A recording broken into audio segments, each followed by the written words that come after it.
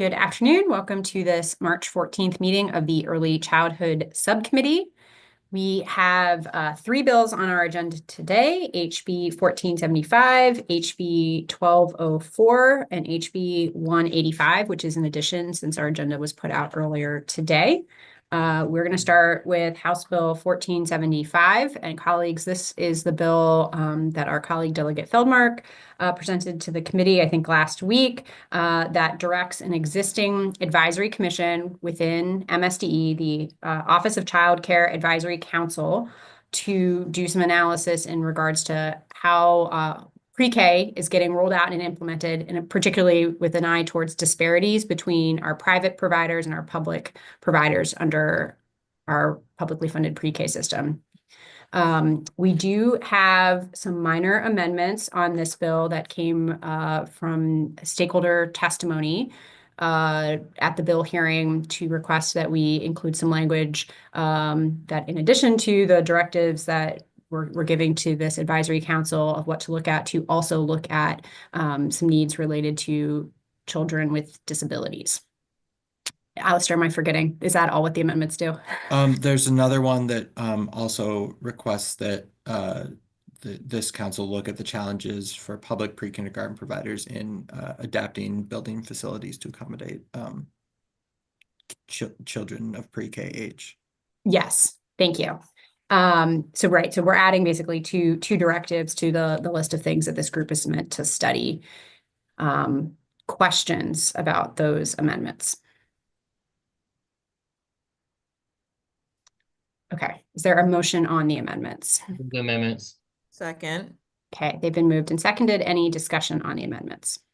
All right, all those in favor of the amendments, please say aye or raise your hand. Aye. Aye.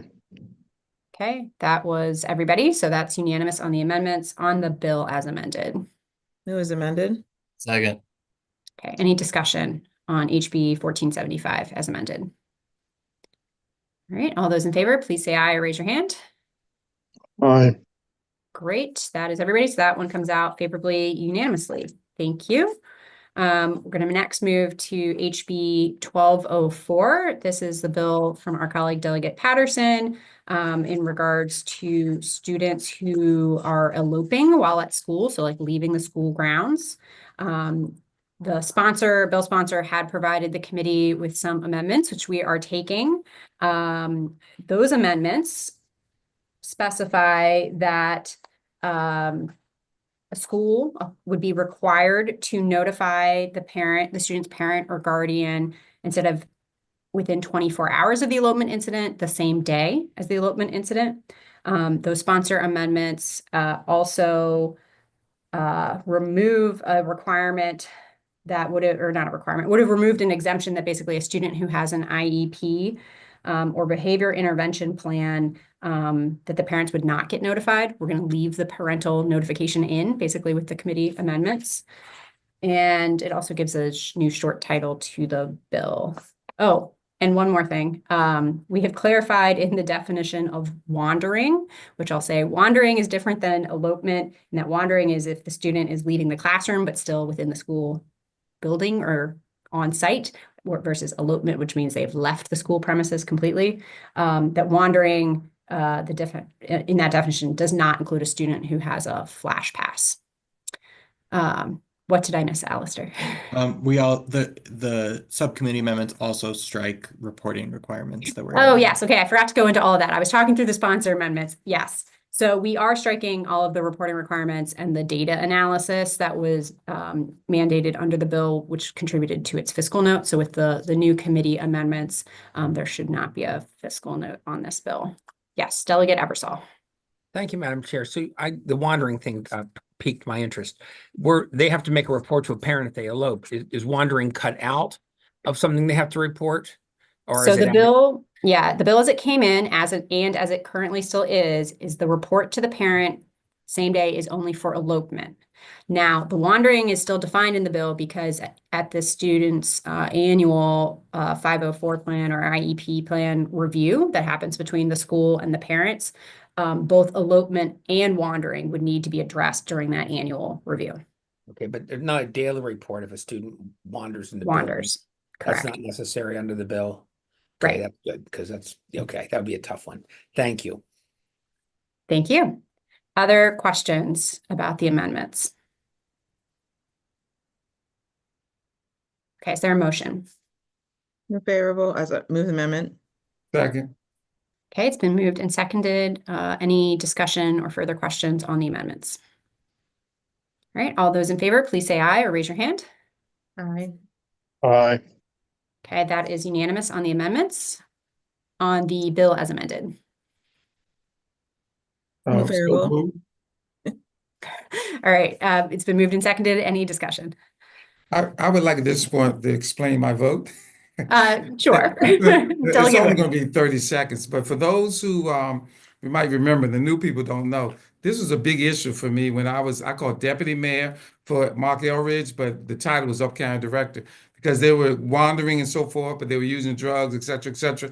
And the school system couldn't really do anything about the principals. So this bill in a way helps because it gets to talking to the parents. So I just wanted to say that this is a tremendous bill and I'm voting yes. Thank you. Thank you. Any further discussion? Okay, all those in favor of HB 1204 as amended, please say aye or raise your hand. Aye. Aye. Aye. Okay, that is unanimous. All right, our last bill on the agenda for today is HB 185 from our subcommittee's own Delegate Miraku North. Okay. That's okay. Okay. This is the bill that would extend funding for the Therapeutic Childcare Grant Program. I'm going to turn it over to Alistair to talk through what the committee amendments are. Yes, thank you, Madam Chair. So currently the Therapeutic Child Care Program was funded in statute for fiscal years 23, 24, and 25. There is money in the budget this year to fund it in fiscal year 26 at $1.5 million. This bill, as amended, would continue that $1.5 million for the following 3 years.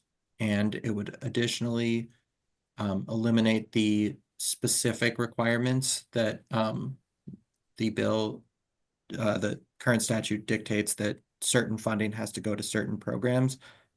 Rather than do that, it is just up to MSDE in administering the program where they want to send the funds if this amendment were adopted. Okay, questions, Delegate Ebersol? Thank you, Madam Chair. So the original fiscal note came in at 2.2 million. You say 1.5. Is there still administrative costs that would keep it at 2.2, or does it reduce it generally to 1.5? I'll defer to Alistair.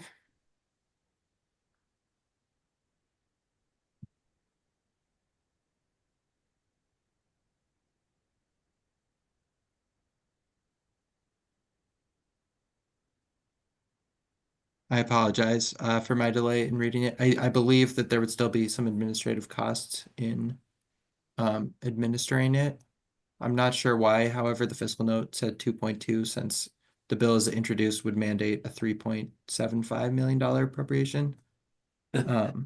So that's a little So- bit of a mystery to me. So looks like is there any the way bill for is you to at- say- I'm sorry, Madam Chair. I was going to say, I think on the 2.2, the bill as it came in has two numbers that if you add them up, show 2.2. And so maybe they just were assuming the rest was going into administrative costs. I don't think that that likely was the intention or what would have actually happened. But anyways, Delegate Ebersol. Just then, so several different numbers floating around. What do we think we'll be committing? Either stuff that's in the budget or stuff that we're adding in to the therapeutic program here from the state. Yeah, let me turn to the bill sponsor and see if she has an answer. Thank you. Thank you, Madam Chair. So when the bill was presented before our committee, at the time, the governor had allocated about 1.5 million. So that's where the 2.2 came from, because the bill was requesting $3.7 million, right? So 2.2 plus 1.5 is, to my colleague who is a former math teacher, I think 3.7, right? I got to get my calculator out. Sorry. That So is that- correct. So that's where the 2.2 came from, because as I introduced it, it was asking for 3.7 million. And so we amended it to be in line with the Senate version after the hearing, and after that fiscal note was So similar question, just to get it straight. with the governor's money or any money that still exists in the budget that we're leaving with the governor and whatever else is going, in total, what do we see ourselves committing from the state to this program on an annual basis? My 3.7? understanding is the 1.5 million.